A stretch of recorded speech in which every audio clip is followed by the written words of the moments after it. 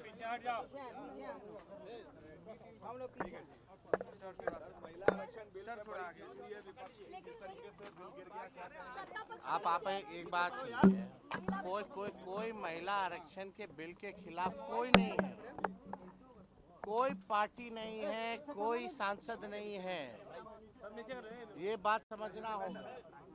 महिला बिल ये सत्ता पक्ष से पूछिए तो पहले ही से पास हो रखा है, और हम लोगों की ये मांग थी कि ओबीसी जो महिलाएं हैं, पुरुषों की जाति जाति हो गया, महिलाओं की जाति जाति नहीं होगी, तो पिछड़ी महिलाएं ओबीसी महिलाओं को क्यों नहीं, ये हमारा सवाल था।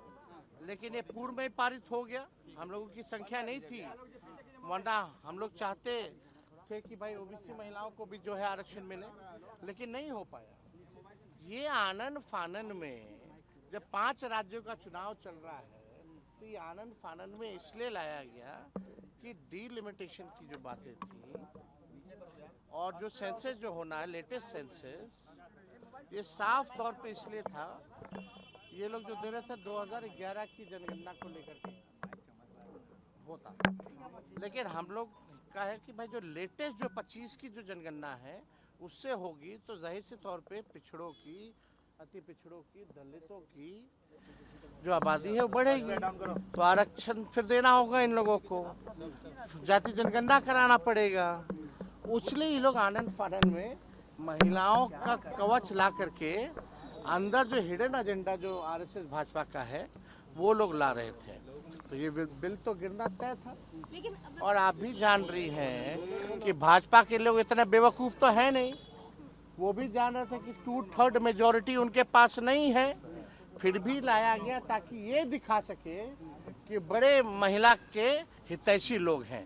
ये आरएसएस वाले लोग पैर धुलवाते हैं, ये लोग महिलाओं को, ये मनुस्मृति मानने वाले लोग मनुस्मृति में महिलाओं के लिए क्या जगह है ये जरा पढ़ लीजिए मनुस्मृति में। ये लोग उसी को मानने वाले लोग, ये लोग क्या जानेगा महिलाओं का क्या सम्मान होता है।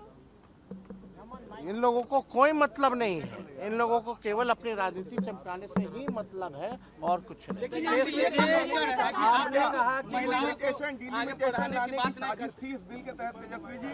डीलिमिटेशन हुआ ना जम्मू कश्मीर में, असम में, कश्मीर का चुनाव का रिजल्ट जो 6 जगह इन लोगों ने डीलिमिटेशन किया, उबाड़ खबाड़ करके 6 जो है बीजेपी जीती है।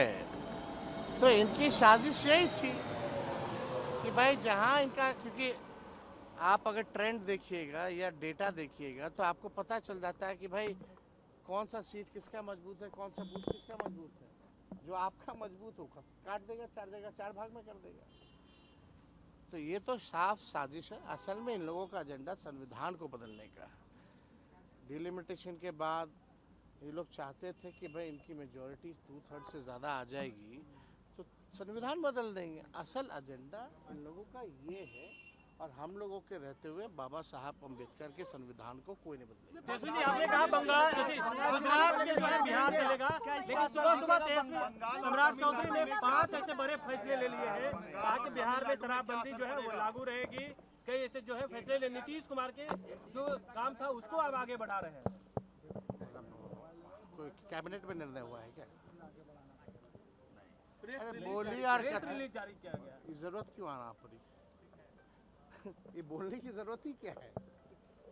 तो देखिए, काम अब सेलेक्टेड मुख्यमंत्री बने हैं, और जो इलेक्टेड मुख्यमंत्री को हटा करके, और उनका था कि भाई सपना की नीतीश जी को हम लोग हटा दें, उसके लिए तो हम उनको धन्यवाद दिए ही है। अब काम करें ना, काम ज़्यादा करें, बात कम करें। बिहार जो नीति आयोग की रिपोर्ट में पिछले 20 सालों से फिसड्डी है, कब आएगा आखिर 5 टॉप राज्यों में बिहार? ये सवाल है हमारा। तो इस पे तो काम हो ही नहीं ना। खजाना खाली, खजाना भरने के लिए रेवेन्यू की क्या व्यवस्था करेंगे, ये रोड मैप बताए ना। मुख्यमंत्री जी से हम जानना चाहेंगे कि उनका विजन और रोड मैप क्या है। बिहार को 5 टॉप राज्यों में कैसे लाएंगे? हर जिले में कारखाने देने की बात की गई है, 2 करोड़ नौकरी देने की बात की गई है, 2 लाख रुपए महिलाओं को देने की बात की गई है। लेकिन ये मुख्यमंत्री जी बिजली दर के बारे में कुछ बात की है क्या? कि आप तो कहते थे 125 यूनिट फ्री में बिजली लाएंगे, और अब दरें बढ़ा दी गई हैं, और दरें उस समय की बढ़ाई गई हैं सबसे ज़्यादा जब बिहार के लोग बिजली का उपयोग करते हैं। तो इस पे तो कोई सवाल नहीं, ये लोग मुद्दे की बात नहीं करेगा। इन लोगों से कितना भी बकवास बुलवा लीजिए, वही लोग बोलेगा। आखिर इनके हाथ में तो है नहीं। अब तो सुनने में आ रहा है कि भाई पीएमओ से आ रहे हैं। हम तो बात जो कहते थे वो बात तो हो ही गई ना साबित, कि भाई अब गुजरात से ही चलेगा बिहार। अब कुछ लग रहा है साला कि नहीं देगा।